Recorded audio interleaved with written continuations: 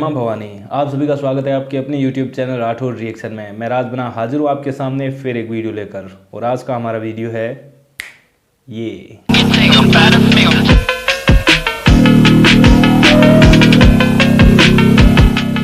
अभी काफ़ी दिनों से वीडियो बना रहा हूँ, इसके लिए आप सबसे माफ़ी मांगता हूँ। लेकिन जो आज का हमारा टॉपिक है, इसके ऊपर मैं काफ़ी टाइम से वीडियो बनाने की सोच रहा था, लेकिन अपने बिजी शेड्यूल के कारण वीडियो नहीं बना पाया।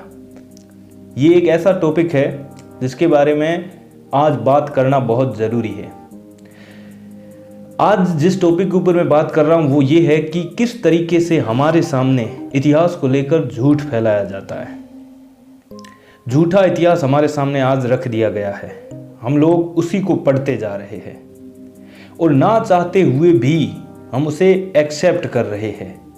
लेकिन इतिहास के इस अथाह समुद्र में से हकीकत क्या है, रियलिटी क्या है, वो जानने की हम कोशिश भी नहीं करते। और ऐसा नहीं करने का कारण भी वही लोग हैं जिन्होंने हमें भ्रमित किया है। असल में आप देखो ना, तो हमारे सामने जितने भी हमारे महान वीर हैं उनको कैसे पढ़ाया जाता है। आप ध्यान देकर सोचो कि हमारे एक कोई वीर थे, बहुत महान थे, बहुत वीरता से लड़े और लड़ते लड़ते वीर गति को प्राप्त हो गए और उस राज्य पर उन बाहरी मुस्लिम आक्रमणकारियों जो भी था उसका राज स्थापित हो गया। अब यहां आप देखिए, आपको इस तरीके से चुप करा दिया गया कि हाँ हमारे पूर्वज काफी वीर थे, लेकिन धीरे धीरे ये बात भी मन में डालनी शुरू कर दी कि वीर तो थे, लेकिन जो मुगल थे या बाहरी आक्रमणकारी थे उनसे थोड़े कम वीर थे। असल में हम सब ये सोचने लग गए, क्योंकि हमें जो पढ़ाया जाता है, आप इतिहास या कोई भी किताब उठा लो, उसमें जो युद्ध हमारे वीर महान योद्धाओं ने जीते हैं उसको बहुत बिल्कुल दिखाएंगे नहीं, और दिखाएंगे तो बिल्कुल ऐसे एक लाइन लिख देंगे कि एक ऐसा युद्ध हुआ था, लेकिन ये नहीं दिखाएंगे कि उसमें किस तरीके से उसका परिणाम क्या आया था। अब पृथ्वीराज चौहान जी ने 17 बार मोहम्मद गोरी को हराया था, लेकिन वो सिर्फ एक लाइन ही है, 17 बार मोहम्मद गोरी को हराया। लेकिन जहां मोहम्मद गोरी जीता था उस चीज को खुले में बढ़ाया। दिवेर का युद्ध हुआ था महाराणा प्रताप जी और मुगलों के बीच, और मुगलों को बहुत बुरी तरीके से हराया था, लेकिन उस चीज की जानकारी उस चीज की जानकारी दे दी तो हम अपना इतिहास जानने लग जाएंगे ना। बस हमें चुप कराने का एक तरीका बता दिया कि महान वीर तो थे लेकिन जीत नहीं पाए। तो आज इसके ऊपर से अब एक अच्छी चीज हो रही है कि भाई अब जो इतिहासकार है वो चीज खोद कर ला रहे, उस समुद्र में से वो मोती ला रहे जिस तक हम कभी पहुंचे ही नहीं थे। वो सच हमारे सामने ला रहे। एक वीडियो मुझे मिला जो कि मुझे मेरे एक सब्सक्राइबर ने ही इंस्टाग्राम पर भेजा था, और वीडियो बहुत ही अच्छा है, आप लोगों को बताने लायक है, इसलिए मैं वो वीडियो आपके साथ शेयर करना चाहता हूं। आप लोग इसे देखिए। वीडियो थोड़ा लंबा हो सकता है, कुछ देर मैं बोल गया और कुछ देर वो वीडियो आपका टाइम ले लेगा, 7 से 8 मिनट ले सकता है, और ये वीडियो लंबा हो सकता है, लेकिन आपसे मेरी रिक्वेस्ट है कि इस वीडियो को पूरा जरूर देखिए। मैं चाहता हूं कि ये ललित भाई, मैं चाहता हूं कि इस पे जो डॉक्टर ओमेन रतनू की जो अपनी थीसिस है और जो आपकी रिसर्च है, और लगातार ये कुछ अच्छा काम इसमें कर रहे हैं हिस्ट्री के मामले, बार बार ओमेन जी एक बात कहते हैं कि ये जो बार बार एक नरेटिव बनाया गया कि साहब भारत जो है वो 1000 साल से गुलाम है, ये नरेटिव भी भारत के इरफान हबीब और रोमिला थापर ने बनाया और इस देश के मुसलमानों ने बनाया कि कॉन्स्टेंटली इस पूरी कम्युनिटी को एहसास कमतरी में रखो, इंफिनिटी कॉम्प्लेक्स में रखो, जबकि ओमेन जी का कहना है कि हम इस तरीके से गुलाम नहीं रहे हैं, कभी भारत में मुगलों का पूरा राज नहीं हुआ है, और जो बहुत सारी लड़ाइयों खासतौर से जो राजस्थान की बहुत से युद्ध थे उसके बारे में कुछ नई रोशनी जो है डॉक्टर ओमेन जी बार बार कहते रहे। डॉक्टर साहब आप जरा सा अपनी बात बताएं।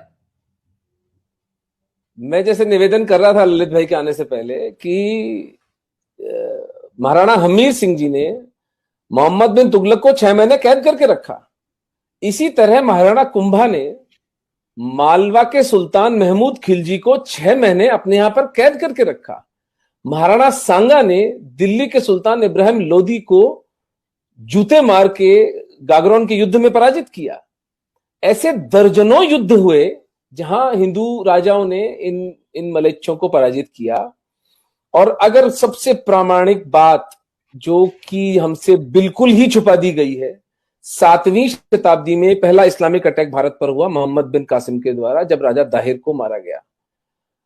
हिंदू जनमानस के लिए ये बात अकल्पनीय थी कि किसी हारे हुए राजा की बेटी को दूसरा राजा भोगदासी बनाकर ले जाएगा। सेक्स स्लेवरी हमारे चित्त में थी नहीं, लेकिन जब लोगों ने देखा होते हुए तो राजा दाहिर का बेटा भागकर महाराणा बाप्पा रावल चित्तौड़ के पास गया और उसने जब उनको कहानी सुनाई तो बाप्पा रावल को तुरंत समझ में आया कि ये जो मलेच्छों का टोला है, ये जो है इससे नॉन नेगोशिएबल है पीस। उन्होंने तुरंत प्रतिहार राजाओं के साथ और गुजरात के राजाओं के साथ एक हिंदू फ्रंट बनाया। ये मैं 7वीं शताब्दी की बात बता रहा हूं आपको, आज से 1300 साल पहले। जोधपुर के पास अरब सेना का और राजपूतों की, हमारी हिंदू सेना का संघर्ष होता है।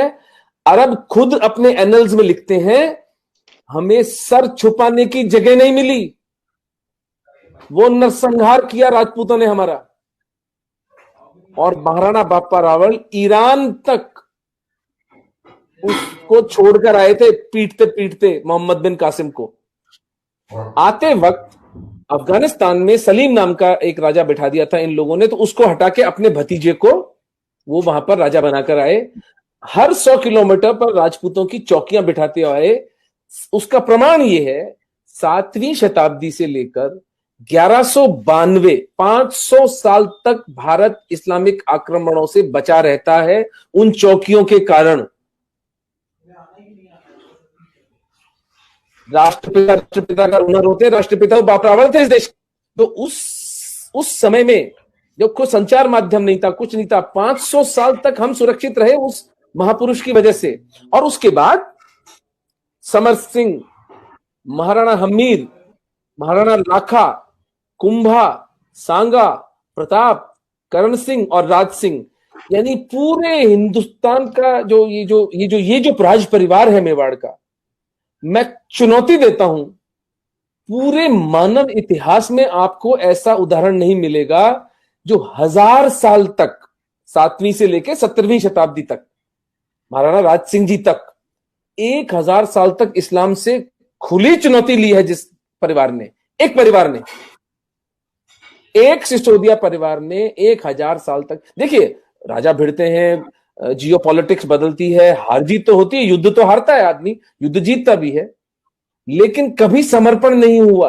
अच्छा, एक सेकंड, आपकी आवाज इंटरप्ट, आपकी सर से एक मिनट, आपकी आवाज ब्रेक हो रही है। आप ऐसा कीजिए, कोशिश कीजिए हाथ, हम सब लोग कोशिश करें हाथ ना हिलाएं, और आपकी जो ये माइक वाली है ये भी ना हिले, तब थोड़ा उससे आवाज ब्रेक होती है। मुझे याद आ गया कुछ, हाँ आवाज ब्रेक हो रही है। लेट्स मेन स्टैटिक, हम लोग जज्बाती हो जाते हैं, भाई ने बताया था लास्ट टाइम।